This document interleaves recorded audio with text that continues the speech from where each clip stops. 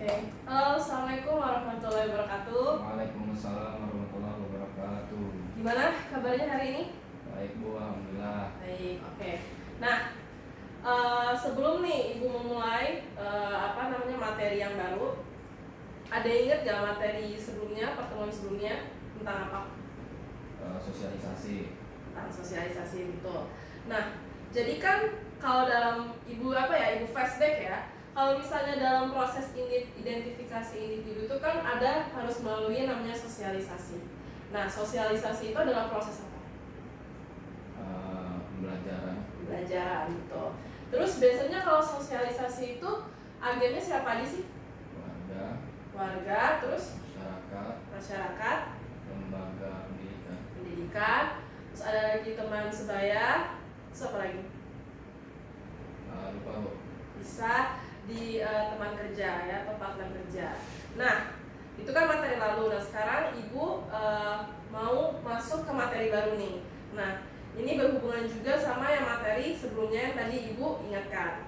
Nah, materi selanjutnya ini adalah tentang hubungan sosial dalam masyarakat.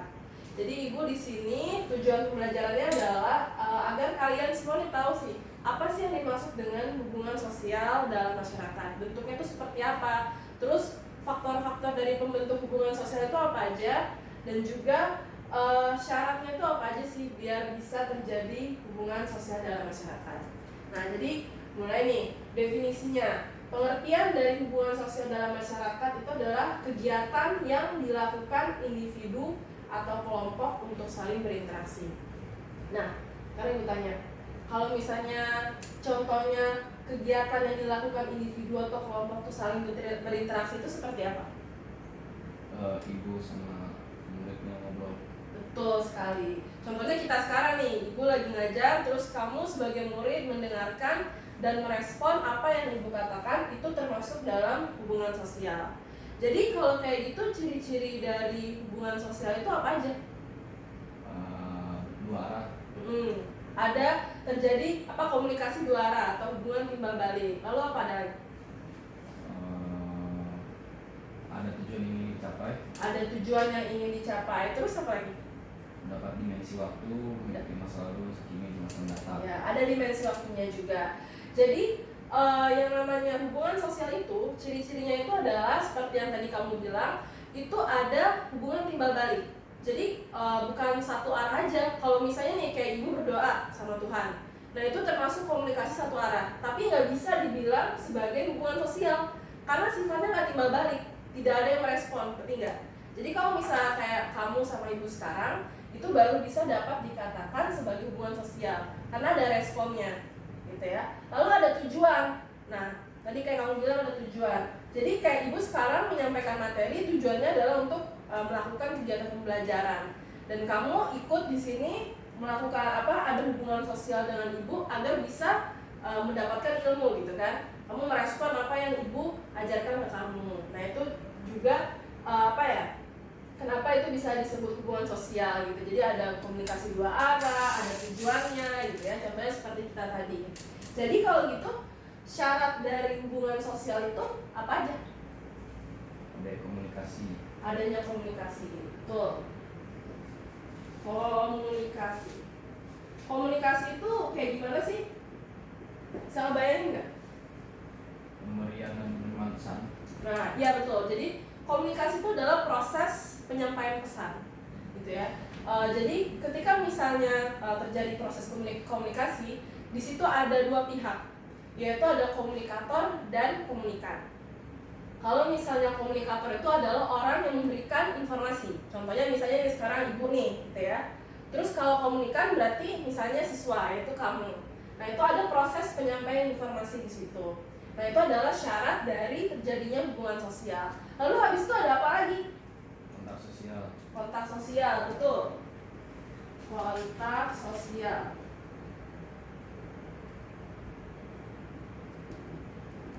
Adanya kontak sosial. Kontak sosial itu kayak apa sih? Ngobrol. Ngobrol, betul.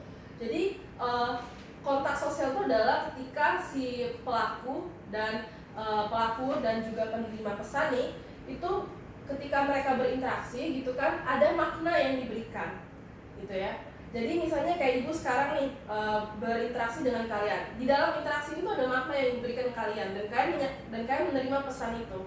Nah itu disebut dengan kontak sosial juga gitu ya. Dan di kontak sosial itu ada sifatnya yang langsung maupun tidak langsung. Kalau misalnya langsung tuh contohnya kayak gimana? Ya, pembelajaran sekarang. Belajar sekarang, betul. Jadi ibu sama kamu sebagai siswa itu bertatapan berhadapan secara langsung gitu kan, ngobrol secara langsung. Nah itu disebut kontak sosial langsung. Terus kalau kontak sosial tidak langsung berarti lewat HP. Terus bisa juga dari misalnya media sosial, kayak misalnya kamu ngobrol lewat WhatsApp, lewat Instagram dan sebagainya. Berarti sampai sini? Berarti ada pertanyaan? Kalau video callan itu termasuk langsung atau tidak langsung? Kalau video callan itu bisa kita sebut tidak langsung ya, karena tidak bertemu secara langsung. Jadi kan kalau misalnya kontak sosial secara langsung itu harus ada berhadapan atau bersentuhan secara fisik. Kayak sekarang nih kamu sama ibu ketemu secara langsung gitu kan. Nah itu bisa disebut sebagai kontak sosial langsung. Tapi kalau misalnya lewat video call dan sebagainya, memang bertatapan muka tapi tidak ada tidak bertemu secara langsung gitu, tidak berhadapan secara langsung. Jadi kalau misalnya kayak media sosial dan sebagainya itu disebut sebagai kontak sosial tidak langsung karena tidak ada pertemuan secara langsung gitu ya. Ada lagi pertanyaan? Ada. Oke, lanjut. Terus kalau faktor yang mempengaruhi itu apa aja sih? Yang mempengaruhi hubungan sosial, proses hubungan sosial. Imitasi, betul. Terus imitasi, terus simpati, apalagi? Empati, motivasi.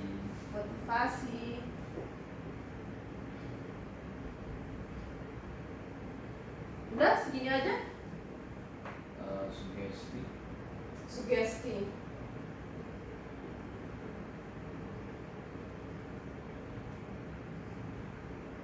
Kalau imitasi itu kayak gimana? Niru, betul. Jadi kalau imitasi itu adalah ketika individu itu dia meniru bagaimana perilaku seseorang, ya, atau pola pikir seseorang, penampilan seseorang. Nah itu disebut sebagai imitasi, gitu ya. Terus kalau misalnya simpati itu kayak gimana? Kayak tertarik dengan suatu pihak. Ya, jadi kalau misalnya simpati itu ketika individu itu memiliki ketertarikan, gitu ya, misalnya dengan pola pikir, dengan tindakan orang lain, gitu. Misalnya gini, misalnya nih kamu nih ya,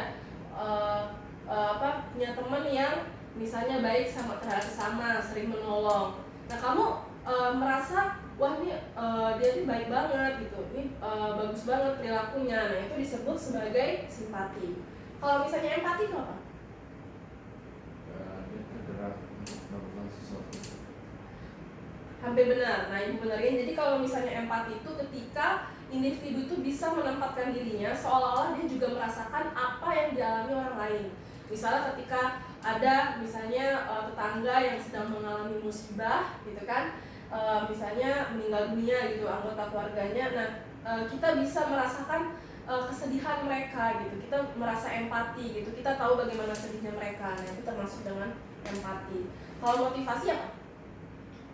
Dorongan. Motivasi itu dorongan, betul. Jadi kalau misalnya ketika individu memiliki dorongan untuk misalnya berinteraksi dengan orang lain, nah itu berarti termasuk faktor yang mempengaruhi hubungan sosial. Sedangkan kalau misalnya sugesti itu dia tuh rasa ketika individu itu seakan-akan terpengaruh dengan perilaku orang lain atau tindakan orang lain. Dia merasa oh iya benar juga ya orang itu gitu. Misalnya selain itu misalnya apa lagi contoh sugesti? Hipnotis. Oke, misalnya kalau sugesti itu ketika misalnya ada, kalau kita lihat di iklan gitu misalnya ada orang misalnya pakai produk kecantikan gitu ya. Terus pas kita lihat wah dia bener ya hasilnya tuh bagus banget ternyata di kulit. Nah kita akhirnya tersugesti bahwa itu tuh juga bisa buat kita, bisa berhasil buat kita. Nah akhirnya kita memakai produk kecantikan itu. Nah itu jadi dari sugesti. Jadi ada perasaan kayak terpengaruh dengan bagaimana perilaku orang, terus misalnya tindakan orang lain gitu, sehingga yang mendorong kita juga ingin melakukannya gitu ya. Itu contohnya dari sugesti. Lalu nih, sekarang ibu mau nunjukin gambar. Sebentar. Nah, mungkin pasti kalian udah ada yang pernah lihat ya.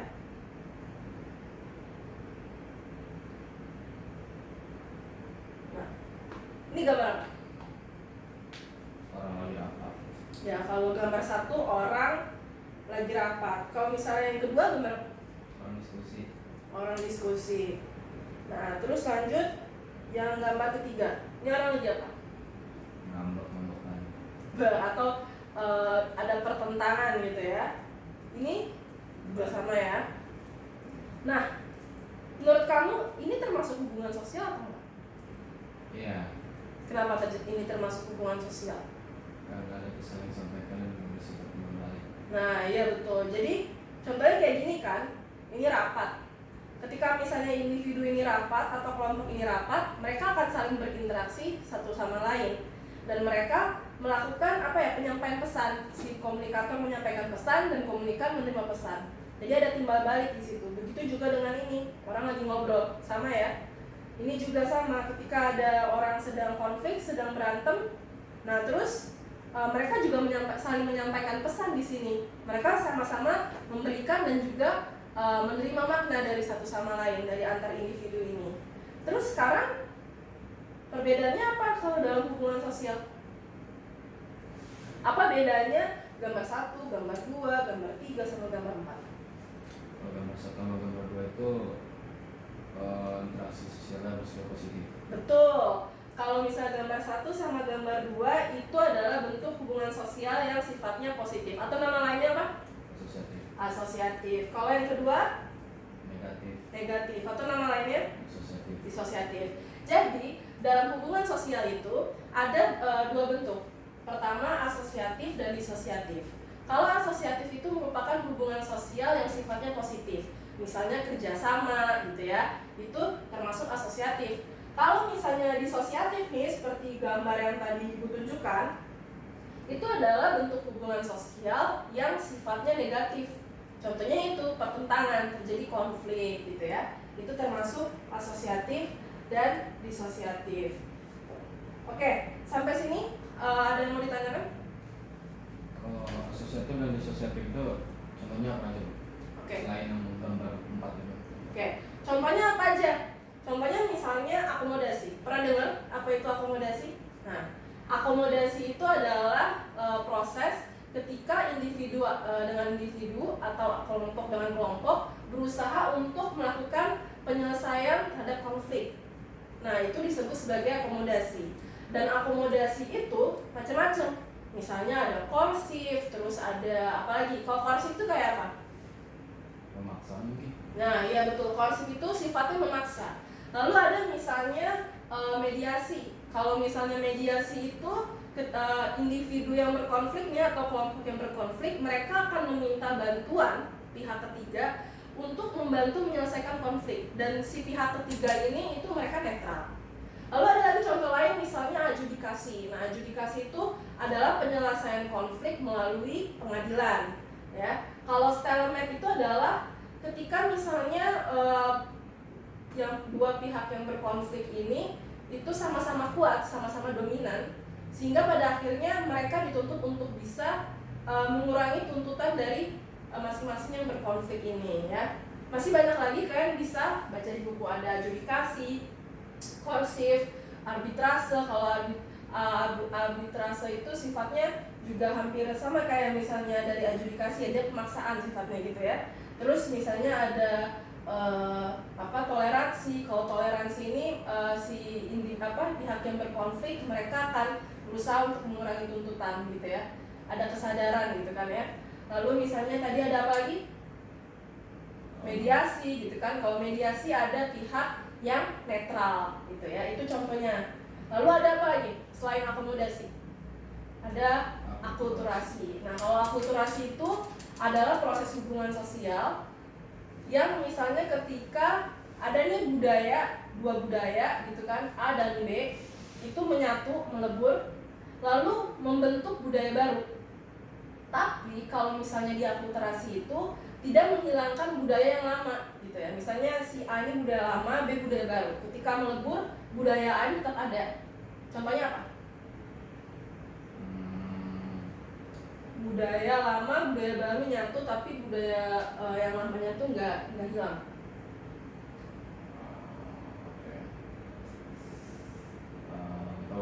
Tahu, oke. Contohnya misalnya kayak kalau misalkan ke Palembang nih, itu banyak ada sentuhan budaya dari etnis Tionghoa gitu kan ya. Nah tapi di sana walaupun melebur gitu kan antara budaya etnis orang Palembang dengan etnis Tionghoa, tapi tidak menghilangkan budaya dari orang Palembang asli itu sendiri, tapi mereka berbaur gitu kan.